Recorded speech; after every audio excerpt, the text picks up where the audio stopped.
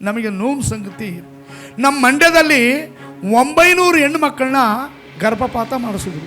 ಅಲ್ಲೋಗಿ ಸ್ಕ್ಯಾನ್ ಮಾಡಿಸೋದು, ಹೆಣ್ಣ ತೆಗಿಸಾಕು.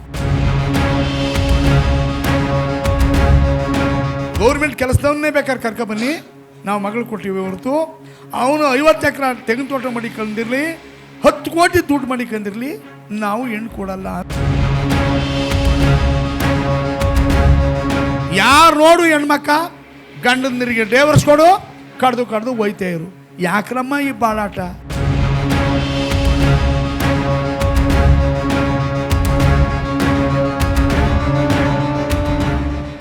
ಊರೇ ಕಾಡಾಗುತ್ತದೆ, ಕಾಡೇ ಊರಾಗುತ್ತದೆ, ಸಿದ್ದಯ್ಯ ಸ್ವಾಮಿ ಬನ್ನಿ.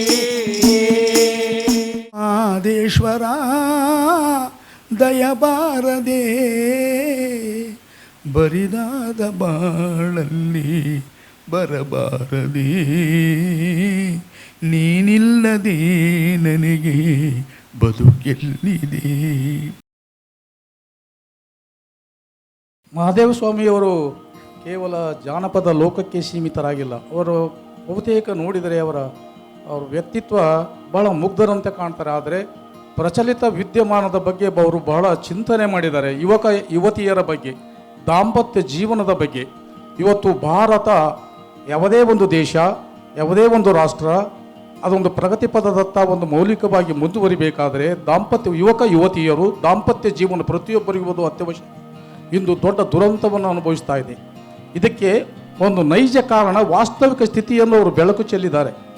ಈ ಸ್ಥಿತಿ ಏನಿದೆಯಲ್ಲ, ಸ್ತ್ರೀ ಸಬಲೀಕರಣ, ಈ ಸಮಸ್ಯೆ ಏನಿದೆಯಲ್ಲ, ಯುವಕರನ್ನ ಅಲ್ಲೋಲ ಕಲ್ಲೋಲ ಮಾಡಿದೆ. ದಾಂಪತ್ಯ ಜೀವನ, ನೌಕರಿ ಬಿಡಿ, ಆದಾಯ ಬಿಡಿ, ವ್ಯವಸಾಯ ಏನಿಲ್ಲ ಬಿಡಿ, ಒಂದು ಕನಿಷ್ಠ ಅದು ಅಂತಿಮ ಒಂದು ಬಾಂಧವ್ಯ ಇದು, ಅದು ಕೂಡ ಇವತ್ತು ನೆರವೇರತಕ್ಕಂಥ ಸ್ಥಿತಿಯಲ್ಲಿ ಇದೆ. ನೀವನ್ನ ಹೇಳಿದ್ರಿ.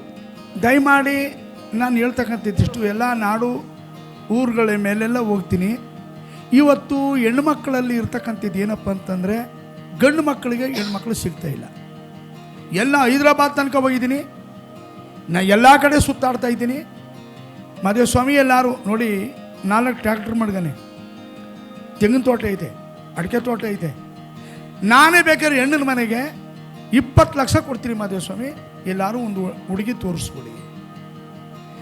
ನಾನು 50 ಲಕ್ಷ ದುಡ್ಡು ಇಸ್ಕೊಡ್ತೀನಿ, ಮಗಳು ಸುಂದರವಾಗಿದ್ದಾಳೆ, ಬಾಳು ಬಂಗಾರ ಆಯ್ತದೆ, ಕೊಡಿ ಅಂತ ನಾನೇ ಕೇಳಿದ್ದೀನಿ.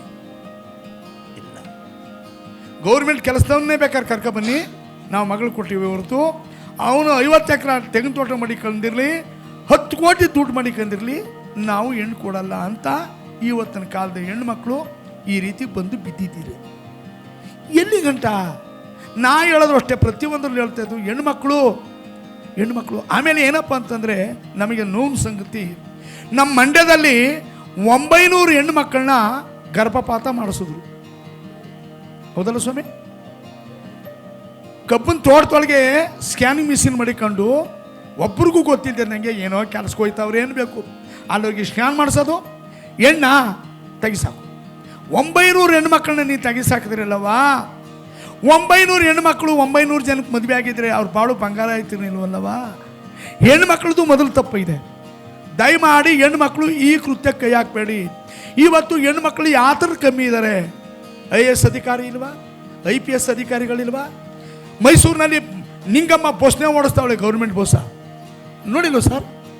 ಗೌರ್ಮೆಂಟ್ ಬಸ್ ಓಡಿಸ್ತಾವಳೆ ಹೆಣ್ಮಗಳು. ಇವತ್ತು ಕಾಶ್ಮೀರದಲ್ಲಿ ಗಡಿ ಕಾಯ್ತಾವಳೆ ಹೆಣ್ಮಗಳು. ರಾತ್ರಿ 1 ಗಂಟೆ ರಾತ್ರಿನಾಗ ಹೋಗಿ ಪಾಕಿಸ್ತಾನ ಗಡಿ ಕಾಯ್ತಾವಳೆ ಹೆಣ್ಮಗಳು. ಯಾವ್ದ್ರಲ್ಲಿ ಕಮ್ಮಿ ಇದ್ದಾಳೆ ಹೆಣ್ಮಗಳು? ನೀವು ಹೆಣ್ಮಗಳು ಅಂತ ನೀವು ಯಾಕೆ ಹೆಣ್ಮಗಳನ್ನ ಕೊಂದಾಗ್ತಾ ಇದ್ದೀರಾ? ಮೊದಲು ಹೆಣ್ಮಕ್ಕಳನ್ನ ಸಂತಾನ ಉಳಿಸಿ ಅಂತ ನಾನು ಪ್ರತಿಯೊಂದು ಕಥೆಯಲ್ಲೂ ಹೇಳ್ತೀನಿ ಸರ್, ಊರ ಮೇಲೂ ಹೇಳ್ತೀನಿ. ಕಲ್ತದ್ದು ಕೂಡ ಕಲ್ಕೇತಿ ಅಂದರೆ ಊರು ಬಿಟ್ಟು ಹೋದ್ರೂ ನಾ ಬಿಡೋದಿಲ್ಲ ಅಂತಿಲ್ಲಂತೆ. ಹಂಗಾಗದೆ ಈಗಿನ ಜನಗಳಿಗೆ, ನಾವೇನು ಹೇಳೋಕ್ಕಾಗಲ್ಲ. ಅದಕ್ಕೆ ದಯಮಾಡಿ ಹೆಣ್ಮಕ್ಳು ತಿಳ್ಕೊಳ್ಳಿ, ಗಂಡು ಮಕ್ಕಳು ತಿಳ್ಕೊಳ್ಳಿ.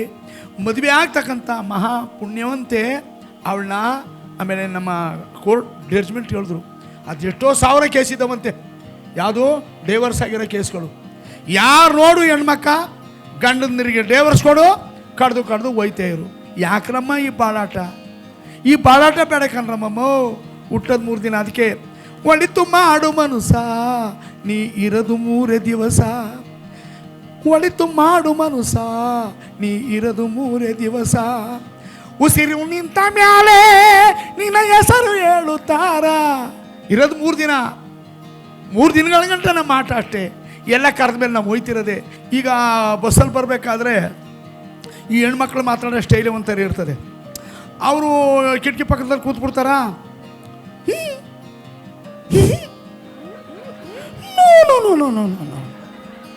ಅತ್ತಿಂದ ಏನಂದಾರೋ ಇತ್ತಿಂದ ಇವ್ರು ಏನಂದಾರೋ ಅದು ಅವ್ರಿಗೆ ಗೊತ್ತೇ ಹೊರತು ನಮಗೆ ಗೊತ್ತಿಲ್ಲ. ಹೌದಲ್ವಾ? ಅದಕ್ಕೆ ಅಪ್ಪ ಅವದಿರು ನಿಮ್ಮ ಹೊತ್ತು ಎತ್ತು ಸಾಕಿ ಎದೆ ಹಾಲು ಕೊಟ್ಟು ಕುಡಿಸಿ ಬೆಳೆಸೋರಪ್ಪ. ನೀವು ದೊಡ್ಡವರಾದ ಮಾತ್ರಕ್ಕೆ BSc ಓದ್ ಮಾತ್ರಕ್ಕೆ ನೀನು ಅಪ್ಪ ಅಮ್ಮನ ಮಾತು ತಿರಸ್ಕಾರ ಮಾಡಬೇಡವ. ನೀನು ಅವ್ವ ಅಪ್ಪನ ಮಾತು ಕೇಳ್ಕೊಂಡು ಮುಂದೆ ನಡಿ, ನೀನು ಬಾಳು ಬಂಗಾರ ಆಯ್ತದೆ. ಅದರಲ್ಲೂ ಈಗ ಎಷ್ಟೋ ಜನ ಮಕ್ಕಳಿಗೆ ಓದಿರೋವನೇ ಬೇಕು ಕೆಲಸದವನೇ ಬೇಕು ಅನ್ನೋದು ಅವರು ಅಪ್ಪರಿಗೆ ಹುಚ್ಚಿಡ್ಕೊಂಬಿಡೋದೆ. ಏನಪ್ಪ ಅಂತಂದರೆ ಕೆಲಸದವನಿಗೆ ನನ್ನ ಮಗಳಿಗೆ ಕೊಟ್ಟರೆ ಸಂಬಳ ತಂದು ನನ್ನ ಮಗಳಿಗೆ ಕೊಡ್ತೇನೆ, ಬೀರುವಳು ಮಡಿಗೆ ಆಮೇಲೆ ಬ್ಯಾಂಕಿಗೆ ತಗೊಂಡು ಮಡಗ್ತಾಳೆ. ಇದು ಮೊದಲನೇ ಅರ್ಥ. ಅಪ್ಪಿ ಮದುವೆ ಆದಮೇಲೆ ನನ್ನ ಮಗಳಿಗೆ ಏನಾರು ಮಧ್ಯಂತರದಲ್ಲಿ ಹೊಡೆದು ಏನಾರು ಕಷ್ಟ ಕೊಟ್ಟರೆ 1.5 ಲಕ್ಷ ರೂಪಾಯಿ ಸಂಬಳ ಅವನಿಗೆ. ಅದು ಅರ್ಧ ಸಂಬಳ ಲಾಯರ್ ಕಟ್ಟಿ ಅರ್ಧ ಸಂಬಳ ಇಲ್ಲಿ ಮಡಗಿಸ್ತೀನಿ ಅಂತ. ಇದು 2ನೇ ಪಾಯಿಂಟು. 3ನೇ ಪಾಯಿಂಟ್, ಏನಾರು ನನ್ನ ಅಳಿಯ ಮದುವೆ ಮಾಡ್ಕೊಂಡ್ಮೇಲೆ ಏನು ಕಲಿಬಾರ್ದದ್ದು ಕಲಿತು ಕುಡ್ದು ಗಿಡ್ದು ಡಮ್ ಅಂದ್ಬಿಟ್ನೋ ಆಗ ಅವ್ನ ಕೆಲಸ ನನ್ನ ಮಗಳಿಗೆ ಬರ್ತದೆ ಅಂತ. ಇದು 3ನೇ ಕೆಲಸ. ಇನ್ನು 4ನೇ ಕೆಲಸ, ಮೊದಲು ಹೊಗೆ ಹಾಕ್ಸ್ಕೊಳ್ಳೋರು ನನ್ನ ಅಳಿಯ, ಬದುಕಿರೋ ತನಕ ಪೆನ್ಷನ್ ದುಡ್ಡು ತಗೊಳ್ಳೋವ್ಯಾರು ನನ್ನ ಮಗ. ಇದನ್ನೆಲ್ಲ ತಿಳ್ಕೊಂಡೆ ಇವತ್ತು ಮಕ್ಕಳಿಗೆ ಹೆಣ್ಣಿಲ್ಲ